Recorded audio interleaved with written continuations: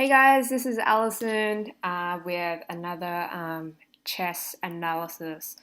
Um, this game is 10 minutes, no increments, and of course I'm playing white. And check out my rating, yeah!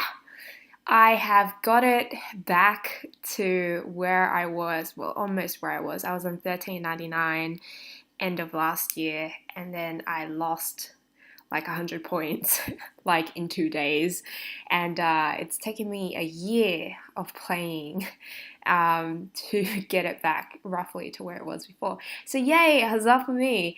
Anyway, enough about that. Let's get into the game. I started off with king's pawn opening. Went for the Italian game. Kind of. Normally in Italian game, the knight comes out instead of the queen, and then I push my bishop. His queen came out. This was a bit weird because normally the queen should be one of the last pieces to be developed.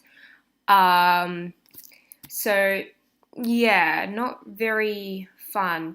The knight looks like it's going to stay there for a while. If the knight comes down to here, that's not very good because it's on the edge. Knight comes over here, blocks the bishop, unless, of course, he's intending on fianchettoing his dark squared bishop. Anyway, he pushed a pawn here. I'm sure afraid of this knight jump here. Unlikely, of course, because of the queen protecting this square. So I would have to push this pawn to allow this knight jump. Of course, he eliminates that threat straight away. I just continue developing. Right now, I want you to notice that he's doing some really weird, interesting things for such like a high-rated player compared to my rating here. I'm not sure if he's messing around, but he seems to be only pushing his pawns and so far has only developed his queen. So very, very poor opening in my opinion.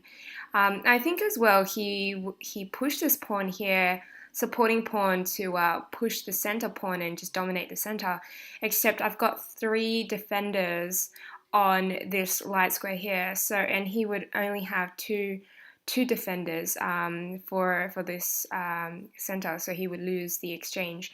Anyway, I continue developing. Now he develops his bishop. He notices well he blocks in his knight by pushing this pawn, bring the bishop here as well. I'm not sure what he's intending on doing with this line because my knight is defending these two squares. So perhaps later on in the game, the light square bishop will have to come down here, pinning the knight to the queen and also attacking the defender of these two squares. Okay, so let's continue. Alright, that was interesting. Pushing this pawn, very, very bold move. I'm expecting next turn pushing this pawn here 2 squares. Just something to know as well, in this position, there is a nice tactic here that could be played, which is knight jump to here, and if he doesn't see anything wrong with that, knight can jump here and then the bishop's dead. So your bishop's dead, and at the same time, because the knight's attacking the rook would probably be going anywhere, like here or here. And then once my knight takes the bishop, knight will be attacking the rook, so the rook would have to move back. Otherwise, either of my two bishops here would take. Anyway, that's just something nice to think about. Alright, now he pushed this. I push my queen. I always like to have this nice diagonal attacking this pawn here so that, because it looks like he's going to castle kingside, even though his knight can't move right now, just so like it's just a nice thing to sack the bishop and then scoop up 2 pawns, assuming that the queen goes somewhere else. But anyway, probably what I should have played was, instead of the queen here, the knight to here and then the knight jump. But I failed to see this tactic until after the queen played here.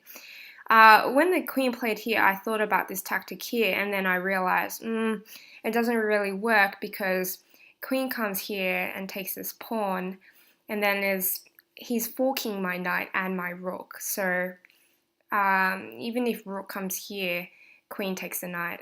So I didn't really want that. So rather than play my tactic, I defended with the rook. I didn't want to push this pawn here because it weakens my pawn structure. Because now I don't have a defender for the knight, and then the bishop can come down here, and then I have to find another place for this knight.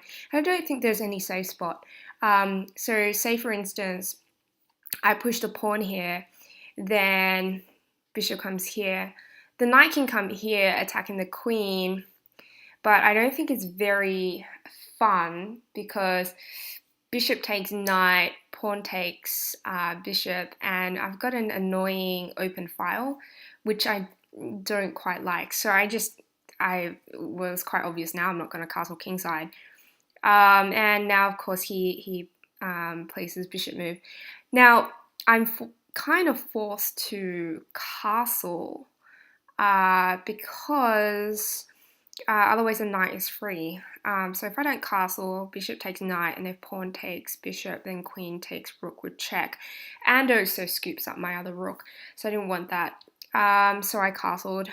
Now he plays this pawn move, which prevents me from playing my knight tactic. So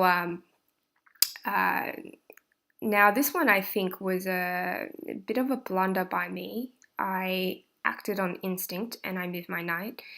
What I probably should have done was just pawn takes pawn.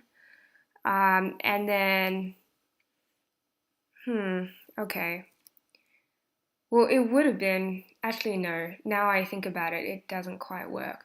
Because after, well, pawn takes pawn, pawn takes attacking the knight, and the rook is also attacking the bishop. So the pawn here would be attacking the defender of the bishop, and then the bishop would be lost. So actually probably a good move by me. I didn't realize that I didn't take the pawn. Anyway, I move my knight away, bishop comes back. Now I'm kind of forced to take it. I didn't want to retreat down here. That would be a really crappy move. King could come here, that's true. I don't see why not. But I figured, yeah, I may as well just trade. So I traded. Queen took, of course, so he doesn't have double pawns. And then pawn takes. I didn't see any real threat with the rook file open here. Pawn takes and then queen takes.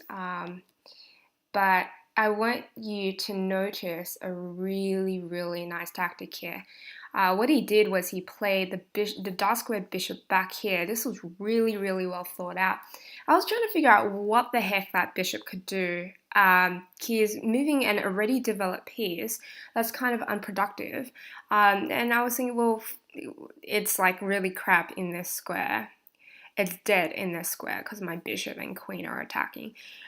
Bishop can come here attacking my queen, that's fine. But I didn't actually see what the problem with that was because I just moved my queen away. But here is something fantastic. So like I just moved my pawn here, getting ready for, actually I was expecting the bishop coming here, and then I just push my pawn here and then offer a queen swap. Because, well, I thought his queen was quite strong. So instead, he didn't play this. I wonder if you can spot this tactic that he played. Go ahead and pause this video and we'll go over it. Okay, so I'm guessing if you didn't find it, this is what happened. He played rook check, and that was just a brilliant, brilliant tactic here. I just knew I was screwed at this point because now he forced my king into this square that I didn't want to go to. Why is it so bad? It's so bad because then the bishop comes down here and then attacks the queen. So this is where we got off, and now he's attacking my queen. Queen could take bishop, but then rook would take back and saving the rook from this line here. So what I did was I just took the rook. After bishop takes, I defended, and this is something I didn't realize at the time, but it turns out that this bishop here is trapped. By me pushing this pawn, he's now trapped and he can't really go anywhere. He can't go here because I'll take. He can't go here because rook will take. So he can't really do anything. And so pawn takes, he's trying to offer up a bishop swap. I'm not biting because I can take back while attacking the queen. And now he is forcing me to take because he takes bishop with check. He takes a pawn with check. Now he moves, defends his, runs away. And then knight coming here, threatening the knight fork and also threatening knight check. I was actually expecting possibly king here or king here. Either way, I don't believe he could really defend both pawns. So I think what he was thinking was he didn't see the knight fork. He was just thinking the knight would take the pawn for free. And then at this point, I scooped up his queen for free. So that was an interesting game. At this point, he resigned. Anyway, hope you guys got something interesting out of this. That queen move where he just guided my king into the square that I didn't want, that was brilliant, I thought. Anyway, hope you guys have a good one and Happy New Year.